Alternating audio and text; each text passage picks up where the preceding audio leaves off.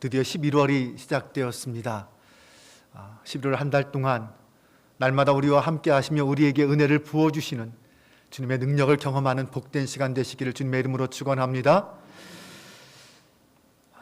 우리가 감사의 길을 쓰기 시작한 지 벌써 이제 4개월째가 되고 있습니다. 지난 7월 1일부터 시작해서 벌써 4개월이 되었습니다. 이제 마지막 남은 2주간 변함없이 날마다 하나님을 만나고 그 하나님과 교제하며 감사를 고백하는 저와 여러분 되시기 바랍니다. 지난주 어느 성도의 감사 일기를 함께 보겠습니다. 다니엘 기도의 오늘 첫째 날이었습니다. 함께 연합하여 기도하니 정말 너무나 뜨거웠습니다. 합심하여 하는 기도 소리에 더 힘을 받아 힘차게 기도하고 왔습니다. 이 땅에서 올려드린 우리의 모든 기도가 주님께 온전히 올려드리기를 바랍니다. 기도하게 하시니 기도할 마음을 주시니 감사합니다. 두 번째는 힘든 일상 속에서도 매 순간 하나님의 숨결을, 아버지의 사랑을 느낍니다. 아버지의 하나님의 딸이어서 아주 많이 행복합니다. 수능을 준비하는 아이가 초조함 없이 편안하게 준비하고 있습니다.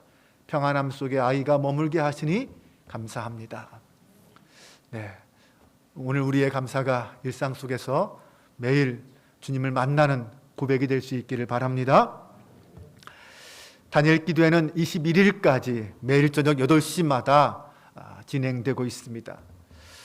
많은 성도들이 함께 다니엘 기도회에 참여하며 은혜를 받고 있습니다.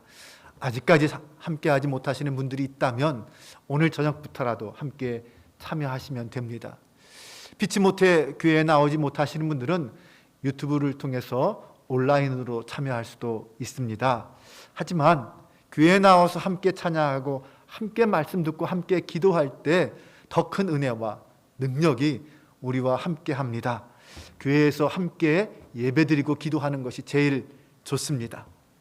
제가 다니엘 기도회를 일주일 하면서 계속 느끼는 것은, 그리고 고백하는 것은 정말 지금은 기도할 때다라는 것입니다. 성경은 여러 곳에서 우리에게 기도하라라고 권고할 뿐만 아니라 우리의 기도에 하나님이 응답해 주시리라 약속하고 있습니다. 마태복음 7장 7절 이하를 보면 구하라 그리하면 너에게 주실 것이요 찾으라 그리하면 찾아낼 것이요 문을 두드리라 그리하면 너에게 열릴 것이니 구하는 이마다 받을 것이요 찾는 이는 찾아낼 것이요 두드리는 이에게는 열릴 것이니라. 너희 중에 누가 아들이 떡을 달라 하는데 돌을 주며 생선을 달라 하는데 뱀을 줄 사람이 있겠느냐? 너희가 악한 자라도 좋은 것으로 자식에게 줄 알거든 하물며 하늘에 계신 너희 아버지께서 구하는 자에게 좋은 것으로 주시지 않겠느냐? 이렇게 말하고요. 또 주님은 마태복음 21장 22절에 너희가 기도할 때에 무엇이든지 믿고 구하는 것은 다 받으리라 약속해 주셨습니다. 또한 요한 사도는 요한일서 5장 14절 이하에서 그를 향하여 우리가 가진 바 담대함이 이것이니 그의 뜻대로 무엇을 구하면 들으심이라. 우리가 무엇이든지 구하는 바를 들으시는 줄을 안즉 우리가 그에게 구한 그것을 얻은 줄을 또한 아느니라 라고 말씀해 주셨습니다. 그런데 그렇다고 해서 우리의 기도가 우리가 원하는 시간에 항상 신속하게 응답하는 것은 아닙니다. 기도를 해보시면 아시겠지만 우리의 기도가 내가 원하는 시간에 원하는 방법으로 원하는 대로 응답되는 것은 아닙니다. 많은 경우에 알 수 없는 다양한 이유로 우리의 기도에 대한 응답이 지체될 때가 많습니다. 그럼에도 불구하고 하나님은 우리에게 믿음을 잃지 말고 낙심하지 말고 인내하며 끈기 있게 기도하라 이렇게 말씀하십니다. 오늘 우리가 읽은 이 본문의 내용은 바로 그런 기도의 원리를 우리에게 가르쳐 주고 있습니다. 오늘 비유는 한 여인이 불의한 재판장과 부패한 사법체계의 법 앞에서 절망했지만 끝까지 포기하지 않고 호소함으로 마침내 그 뜻을 이루었다라는 내용입니다. 당시 로마 제국은 효과적인 제국의 통치를 위해서 지역 행정관과 도시마다 재판관을 임명했습니다. 그들은 범죄 소송을 맡아 로마 황제의 이익을 위해서 일하는 시 공무원들이었습니다. 그들은 도덕이나 어떤 양심을 철저하게 무시했고 대부분 이방인들과 불신자들이었지만 성전의 수입으로부터 많은 봉급을 받았습니다. 그래서 유대인들은 그들을 매우 경멸했습니다. 그들의 공식 직함은 지역 판사였지만 사람들은 그들을 강도 판사라고 불렀습니다. 오늘 예수님의 비유에 등장하는 이 불의한 재판장은 바로 그렇게 로마가 임명한 재판장이었습니다. 하나님을 두려워하지 않고 사람을 무시하는 그런 재판장이었습니다. 그에게 어떤 동정심이나 이해심은 찾아볼 수 없었습니다. 이스라엘의 재판장으로서 적어도 하나님의 율법과 백성들의 필요를 고려해서 의로운 재판을 해야 됨에도 불구하고 그는 자신의 직무상의 의무를 완전히 무시했습니다. 그에게는 어떤 예의도 명예도 그 어떤 품격도 없었습니다. 과부의 그 간절한 간청에도 그 마음이 흔들리지 않는 뼛속까지 악한 사람이었습니다. 이 비유에 등장하는 또 한 사람은 불의와 압제의 희생양인 가난한 과부입니다. 아무데도 의지할 데 없는 이 가난한 과부가 의지할 곳이라고는 오직 법의 의로운 판결뿐이었습니다. 누군가가 그녀에게 사기를 쳤습니다. 그녀는 남편도 죽었고 아무런 자식도 없는 가난하고 외로운 과부였습니다. 그녀는 이렇게 가난하고 힘없고 무기력하고 소외된 전혀 보살핌을 받지 못하는 그런 절박한 상황에 처한 모든 사람을 대표하고 있습니다. 예수님이 이 비유에 이 가난한 과부를 등장시킨 이유가 무엇일까요? 그것은 이 과부의 송사는 율법에 의하면 반드시 들어주어야만 하는 그런 일이었기 때문입니다. 재판장은 과부의 주장이 법적으로 타당한지의 여부와 상관없이 순전히 동정심에서 그의 송사를 들어주어야만 했습니다. 출애굽기 22장 22절 이하는 이렇게 말합니다. 너는 과부나 고아를 해롭게 하지 말라. 내가 만일 그들을 해롭게 함으로 그들이 내게 부르짖으면 내가 반드시 그 부르짖음을 들으리라. 나의 노가 맹렬함으로 내가 칼로 너희를 죽이리니 너희의 아내는 과부가 되고 너희 자녀는 고아가 되리라. 신명기 24장에서는 이렇게 말합니다. 너는 객이나 고아의 송사를 억울하게 하지 말며 과부의 옷을 전당 잡지 말라. 이렇게 율법에 의하면 이스라엘의 과부는 보살핌을 받아야 하는 대상이었습니다. 특히 재판장들은 그들의 송사를 해결해 주어야 할 의무가 있었습니다. 이 비유에서 과부는 법적으로 해결해야 할 문제를 가지고 있었습니다. 그래서 재판장에게 정의를 호소하고 있습니다. 그것이 얼마나 중요하고 긴급했는지 그녀는 자주 정말 재판장을 찾아와서 내 원수에 대한 내 원한을 갚아주세요 라고 계속해서 거듭 호소하고 있습니다. 그러나 재판장은 아주 냉담했습니다. 재판장은 과부의 사정을 들어보지도 않았고 편견에 사로잡혀서 무작정 거부했습니다. 그녀에 대한 그 어떤 동정심도 갖지 않았습니다. 그야말로 율법적으로 보면 그는 악의 표본과도 같습니다.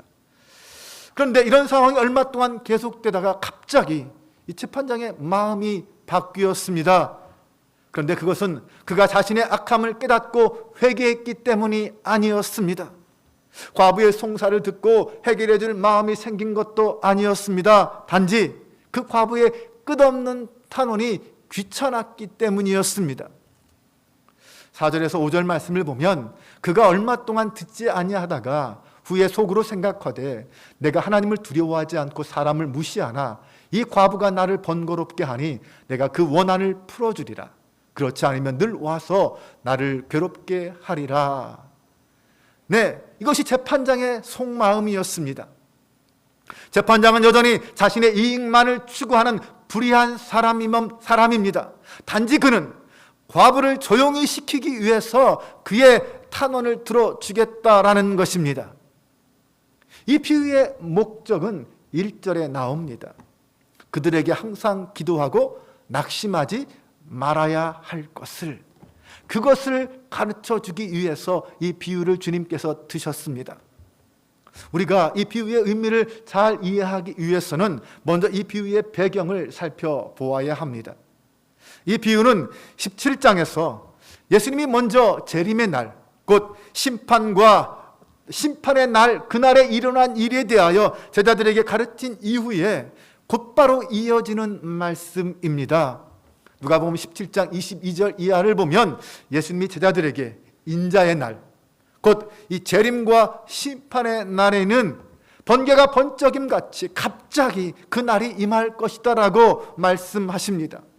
또한 노아의 때와 이 롯의 때를 예를 들어 설명하시면서 그 인자의 날에도 사람들이 그렇게 타락하고 죄를 짓게 될 것이고 하나님의 심판과 죽음이 임할 거다라고 말씀하십니다. 그리고 마지막 절에는 죽음이 있는 곳에 독수리가 모이느니라 라고 말씀하시므로 이 마지막 때에 죽음과 부패가, 수많은 죽음과 부패가 있을 거다 이렇게 경고하십니다. 그러고 나서 곧바로 18장 1절을 시작하는데 제자들에게 항상 기도하고 낙심하지 말아야 할 것에 대하여 가르쳐 주십니다. 그 비유로 말씀해 주신 것입니다. 시대가 아무리 암울해 보이고 온 세상이 영원한 심판과 멸망을 향해 달려가는 것처럼 보여도 하나님의 사람들은 포기하지 않고 끝까지 기도해야 한다는 것입니다. 이 비유의 목적이 바로 그것입니다. 점점 심판의 날은 다가오고 있습니다. 노아의 때, 롯의 때처럼 사람들이 모두 하나님을 떠나고 악을 행합니다. 믿는 자들은 오히려 그 속에서 핍박과 고난을 당하고 있습니다. 이런 악한 세대 속에서 믿음을 지키며 의롭게 살아가는 성도들, 그들을 격려하고 위로하여 주기 위해서 이 말씀을 하셨습니다. 예수님은 재림을 기다리는 동안, 특히 세상이 점점 악해짐으로 멸망을 위해서 달려가는 동안 택함 받은 성도들은 그러한 상황 속에서 용기를 잃지 말고 인내하며 기도해야 한다, 이렇게 말씀하고 있습니다. 다시 말해서 지금 우리 예수님은 우리에게 개인의 이기적 욕망을 위해서 끈기 있게 기도하라 이렇게 말씀하시는 것이 아닙니다. 지금 예수님은 우리에게 이 종말론적인 상황 속에서 종말론적인 기도를 하라라고 요청하고 있습니다. 주님은 우리에게 주님이 속히 오시기를 바라며 끝까지 인내하며 견뎌낼 힘을 구하라, 그 능력을 구하라 라고 말씀하시는 것입니다. 이 기도의 의미를 주님께서는 누가복음 21장 36절에서 다시 한번 우리에게 가르쳐 주셨습니다. 이러므로 너희는 장차 올 이 모든 일을 능히 피하고 인재 앞에 서도록 항상 기도하며 깨어 있으라. 예수님은 제자들에게 언제나 재림과 심판의 임박성을 가르쳐 주셨습니다. 우리 주님은 언제라도 다시 오실 수 있는 분입니다. 그러나 그 날과 그 시는 우리가 아무도 알 수 없습니다. 언제라도 오실 수 있지만 사람들이 생각하는 것보다 더 지체될 수 있습니다. 예수님은 종말의 때, 이 재림의 날에 대하여 언제나 특정한 일정을 우리에게 구체적으로 말씀하지 않으셨습니다. 다만 제자들에게 항상 기도하며 깨어 있으라 이렇게 권면하셨습니다. 끈질기게 기다리며 인내하며 기도하라 라는 의미로 오늘 이 비유를 말씀하신 것입니다. 그러므로 오늘 이 비유는 말세 중에 말세를 살아가는 오늘 우리들에게 더욱 필요하고 중요한 말씀입니다. 하나님의 일정에는 시간의 길고 짧음이 아무런 차이가 없습니다. 베드로 사도는 주께는 하루가 1000년 같고 1000년이 하루 같다는 이 한 가지를 잊지 말라라고 했습니다. 역사적인 시간에 비하면 역사적인 시간은 영혼에 비하면 정말 눈 깜짝할 사이에 지나지 않습니다. 하지만 우리의 관점에서 보면 시간이 너무나도 길게 느껴지는 때가 많습니다. 지금 우리에겐 지난 2년간 아직도 끝나지 않은 이 코로나 팬데믹 상황이 너무나도 길게 느껴지고 있습니다.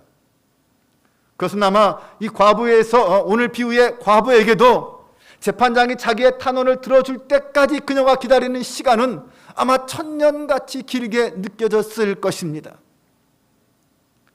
초대교회 당시 사도들을 비롯한 성도들은 예수님의 재림이 점점 미루어지고 이루어지지 않자 항상 기도하고 낙심하지 말라는 그 예수님의 말씀에 그날이 계속 지체되는 것은 아닌가, 이런 생각을 했습니다. 그로부터 2000년이 지난 지금도 여전히 주님의 재림은 지체되고 있습니다. 하지만 분명한 것은 그 끝이 점점 다가오고 있다는 사실입니다. 그러므로 항상 기도하고 낙심하지 말라라는 이 말씀은 오늘 말세 지마를 사는 우리에게 더욱 중요하고 필요한 말씀입니다. 지금 세상엔 교회와 성도들을 향한 조롱과 핍박과 박해가 극에 달하여 있습니다. 세계 곳곳에서는 그리스도인이라는 이름 하나 때문에 목숨을 잃는 수많은 사람들이 지금도 있습니다. 또한 우리 한국 사회에서는 코로나가 발생한 이후 자이든 타이든 우리의 신앙이 여러 가지 이유로 위협을 받고 있습니다. 많은 성도들이 직장 생활 속에서 그리스도인이라는 것을 밝히는 것을 힘들어합니다. 알게 모르게 현장 예배에 참석하지 말라는 압박을 받아왔습니다. 또한 성도들 자신도 혹시나 나 때문에 내 가족이나 주변의 사람들이 어려움을 당하지 않을까라는 그런 두려움 속에 힘들어하였습니다. 그런 상황에서 점점 우리의 예배가 소홀해졌고 우리의 믿음이 흔들리고 신앙을 잃어버리는 일들이 발생했습니다. 많은 사람들이 온라인 예배에 참여하고 있지만 그것만으로 우리의 신앙을 온전히 지킬 수 없고 성숙할 수 없습니다. 기독교 신앙은 함께 모여 함께 찬양하며 예배하며 함께 기도할 때 그곳에 하나님의 역사와 능력이 더 크게 나타나기 때문입니다. 온라인 예배는 어쩔 수 없는 상황에서의 보조 수단이지 그것으로 우리의 예배가 대체될 수는 없습니다. 그나마 다행인 것은 지난주부터 단계적 일상 회복이 실시되면서 우리의 예배가 어느 정도 자유를 찾게 되었다는 것입니다. 오늘부터 성도들은 1, 2부 구별 없이 마음껏 예배드리게 되었습니다. 교회 학기도 대면 예배를 시작했습니다. 교회에서는 모든 방역수칙을 철저하게 지키면서 우리의 모든 예배가 온전히 회복되도록 힘쓸 것입니다. 그럼에도 아직도 많은 성도들이 성전에 와서 예배드리는 것을 두려워하고 있습니다. 사랑하는 여러분, 이제는 그 모든 두려움을 벗어버리고 용기를 갖고 성전에 나오시기 바랍니다. 사실 지금 우리 교회 학교의 아이들이 가장 큰 신앙의 위기를 겪고 있습니다. 우리의 믿음이 아름답게 전달되기 위해서는 부모님들의 특별한 관심과 사랑과 열정이 필요합니다. 자녀들의 손을 잡고 다시 성전으로 모여주시기 바랍니다. 그들의 영혼이 하나님의 품을 떠나지 않도록 해야 할 그 책임은 우리 부모에게 있습니다. 우리가 믿는 하나님의 신앙이 우리의 자녀들에게 아름답게 이어지고 주님 다시 오실 그때까지 흔들림 없이 인내하며 승리하는 자녀가 될 수 있도록 기도하는 저와 여러분 되시기를 주님의 이름으로 축원합니다. 항상 기도하고 낙심하지 말아라라는 그 말씀에서 낙심하다라는 헬라어가 에크카케오라는 단어입니다. 그 뜻은 힘을 다해서 지치거나 겁쟁이가 되어서 포기한다라는 말입니다. 무엇을 낙심하지 말고 무엇을 포기하지 말라라는 것일까요? 무엇을 낙심하지 말고 무엇을 포기하지 말라라는 말입니까? 믿는 자로서 이 세상 속에서 당하는 고난에 낙심하지 말고 예수님이 다시 오실 것이라는 그 재림의 소망을 끝까지 포기하지 말라라는 것입니다. 주님은 재림하셔서 반드시 세상을 심판하시고 믿는 자들을 구원하실 것입니다. 이 믿음을 소망하며 기도하라는 것입니다. 저는 지금 우리의 시대적 사회적 상황 속에서 우리 교회와 성도들에게 가장 중요한 것이 바로 이 마음, 이 믿음이라고 믿습니다. 아직도 고개를 숙인 채 무기력하게 두 손을 늘어뜨리고 낙심하여 있습니까? 이제는 고개를 들고 하나님을 바라보며 기도할 때입니다. 이제는 항상 기도하고 낙심하지 않을 때입니다. 지난 화요일 다니엘 기도회에서 이은상 선교사님이 이런 말씀을 하셨습니다.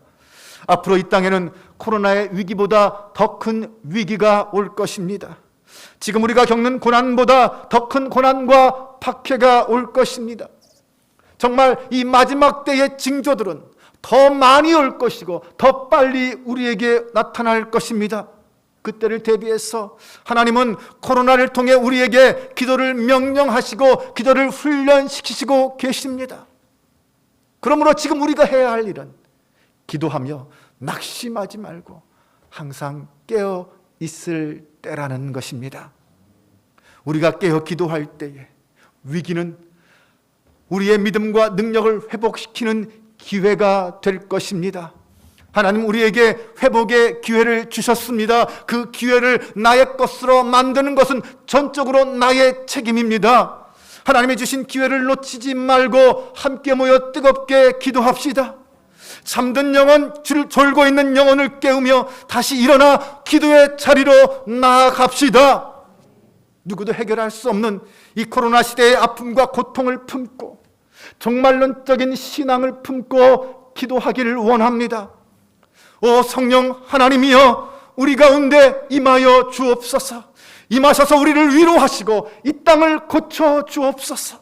우리의 믿음을 새롭게 하시고 세상을 이기는 믿음으로 회복시켜 주옵소서. 낙심하지 않고 끈기 있게 깨어 기도하는 자에게 우리 하나님의 은혜와 능력이 역사함을 믿으시기 바랍니다. 우리 하나님은 불의한 재판장과 분명히 다르십니다. 7절과 8절은 이렇게 말합니다. 하물며 하나님께서 그 밤낮 부르짖는 택하신 자들의 원한을 풀어주지 아니하시겠느냐? 그들에게 오래 참으시겠느냐? 내가 너희에게 이르노니 속히 그 원한을 풀어주시리라. 사악하고 불의한 재판장은 끝없는 탄원에 못 이겨서 그 과부의 탄원을 들어주었지만 사랑과 자비가 풍성하신 우리 하나님은 우리의 기도에 더 빨리 응답해 주시지 않겠느냐라는 것입니다. 주님께서 재림하시면 악인들에 대한 하나님의 심판은 신속히 이루어지고 의인들의 고난과 원한은 해결될 것입니다. 그런데 그 하나님의 정의가 지금 당장 우리 앞에 보여지고 있습니까? 우리의 기도와 간구에 코로나가 금방 사라졌습니까? 지금 당장 하나님의 역사와 하나님의 정의가 신속하게 실행되지 않는 이유가 무엇일까요? 우리 하나님이 무관심하시기 때문일까요? 능력이 없기 때문일까요? 아닙니다. 하나님께서 지금 지체하시는 이유는 그분이 긍휼과 자비가 풍성하신 분이기 때문입니다. 베드로는 이렇게 말했습니다. 주께는 천년이 하루가 천년 같고 천년이 하루 같다는 이 한 가지를 잊지 말라. 주의 약속은 어떤 이들이 더디다고 생각하는 것 같이 더디는 것이 아니라 오직 주께서는 우리를 대하여 오래 참으사 아무도 멸망하지 아니하고 다 회개하기에 이르기를 원하시느니라. 주님이 지금까지 지체하시는 이유는 하나님의 오래 참으심 때문입니다. 하나님은 당신이 택한 백성들이 마지막 한 사람까지 모두 구원받기에 이를 때까지 충분히 시간을 허락하여 주십니다. 우리가 회개하고 온전히 주님 앞에 돌아오기까지 주님은 기다리고 계십니다. 그러므로 우리가 빨리 깨어 기도하면 기도할수록 그 날은 더욱 속히 우리에게 임할 것입니다. 누가복음 18장 8절 후반절은 이렇게 말합니다.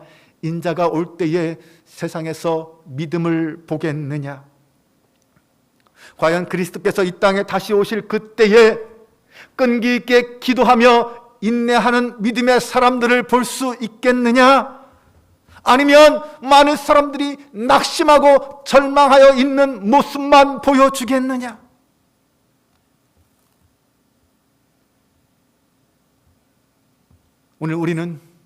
오늘 저와 여러분은 어떤 모습을 주님 앞에 보여줄 수 있을까요? 끝까지 흔들리지 말고 기도하며 인내하는 믿음의 성도의 모습으로 하나님 앞에 설 수 있기를 주님의 이름으로 축원합니다. 이 비유의 과부는 모든 성도를, 택함받은 모든 백성들을 가리킵니다. 네, 우리는 그 과부처럼 무기력한 존재입니다. 우리는 심령이 가난합니다. 정말 바울의 고백처럼 육체를 따라 지혜로운 자가 많지 않고 능한 자도 많지 않고 문벌 좋은 자도 많지 않습니다. 그러므로 우리의 운명은 전적으로 재판장이신 하나님의 손에 달려 있습니다. 하늘의 재판장은 비 속의 불의한 재판장과 전혀 다르십니다. 그분은 완전한 의의 화신입니다. 시편 98편 9절은 분명히 이렇게 선포합니다. 그가 땅을 심판하러 임하실 것임이로다. 그가 의로 세계를 판단하시며 공평으로 그의 백성을 심판하시리로다. 요한계시록 6장을 보면 마지막 심판의 때에 하나님의 말씀과 그 증거로 말미암아 핍박을 당하고 고난을 당하고 죽임을 당한 성도들이 하나님의 제단 아래에서 이렇게 간절히 호소합니다. 거룩하고 참되신 대주제여, 땅에 거하는 자들을 심판하여 우리 피를 갚아주지 아니하시기를 어느 때까지 하시려 하나이까? 한마디로, 주님, 우리가 언제까지 기다려야 합니까? 주님, 빨리 행하시옵소서. 주님, 우리가 언제까지 이 피눈물을 흘리며 이 땅에서 고통당해야 합니까? 주님, 빨리 임하여 주옵소서. 오늘 이 기도가 우리의 기도가 되어야 합니다. 우리는 이 땅을 심판하시며 우리를 건져주실 예수 그리스도, 그분의 재림을 소망하며 기다리는 성도들입니다. 재림을 고대하지 않으면 건강한 신앙생활을 할 수 없습니다. 네, 마지막 우리가 어떻게 될 것이라는 사실을 알면 우리는 확신과 자신감을 가지고 이 땅을 살아갈 수 있습니다. 그래서 바울은 이렇게 말했습니다. 견실하며 흔들리지 말고 항상 주의 일에 더욱 힘쓰는 자들이 되라. 이는 너희 수고가 주 안에서 헛되지 않은 줄 알미라. 인자가 올 때에 세상에서 믿음을 보겠느냐? 라는 이 주님의 질문은 오늘 우리에게 많은 것을 생각하게 합니다. 우리는 지금 주님의 재림을 사모하며 기도하고 있습니까? 주님께서 당장 오늘 이 시간 이 자리에 오신다고 해도 기쁨과 감사함으로 주님을 맞을 준비가 되어 있습니까? 믿는다고 하는 많은 사람들 가운데 이 세상과 속된 것에 마음을 빼앗긴 채 재림은 전혀 생각조차 하지 못하고 살아가는 사람들이 있습니다. 세상의 핍박과 환경에 짓눌려서 낙심하고 절망하며 무기력하게 살아가는 사람들이 있습니다. 그런 삶은 참된 믿음의 삶이 아닙니다. 참된 성도는 매일 이 세상 한복판에서 그 마음 중심으로부터 외칩니다. 마라나타, 주 예수여 오시옵소서. 이렇게 부르짖으며 기도하는 성도, 이것이 진짜 믿음의 성도입니다. 그리스도를 사랑하고 그분의 재림을 고대한 우리는 결코 낙심해서는 안 됩니다. 야고보 사도는 형제들아, 주께서 강림하시기까지 길이 참으라. 보라, 농부가 땅에서 나는 귀한 열매를 바라고 길이 참아 이른 비와 늦은 비를 기다리나니 너희도 길이 참고 마음을 굳건하게 하라. 주의 강림이 가까우니라. 주님이 하늘에 올라가신 지 2000년이 지났지만 그럼에도 불구하고 우리의 희망은 여전히 밝게 타오르고 있습니다. 주님에 대한 우리의 사랑은 더욱 분명하고 확고하며 순결합니다. 그분에 대한 우리의 믿음은 더욱 흔들림이 없습니다. 따라서 우리는 그리스도께서 자기 백성의 원한을 풀어주시고 죄인을 심판하시고 하나님 나라를 건설하시고 이 땅에 영원한 평화를 주실 그 날을 소망하며 끈기 있게 기도해야 합니다. 만왕의 왕이요 만주해 주신 주님께서 이 땅에 다시 오셔서 새하늘과 새 땅을 이 땅에 선포하시고 이루실 것이라는 믿음 속에 인내하며 끈기 있게 기도해야 합니다. 이제 우리는 아멘 주 예수여 오시옵소서, 요한계시록의 이 마지막 간구를 더욱 간절히 부르짖어 기도해야 합니다. 이것이 우리의 유일한 소망이기 때문입니다. 이것이 오늘 주님께서 비유를 통하여 우리에게 가르치시는 말씀입니다. 주님의 재림을 고대하며 살아가십시오.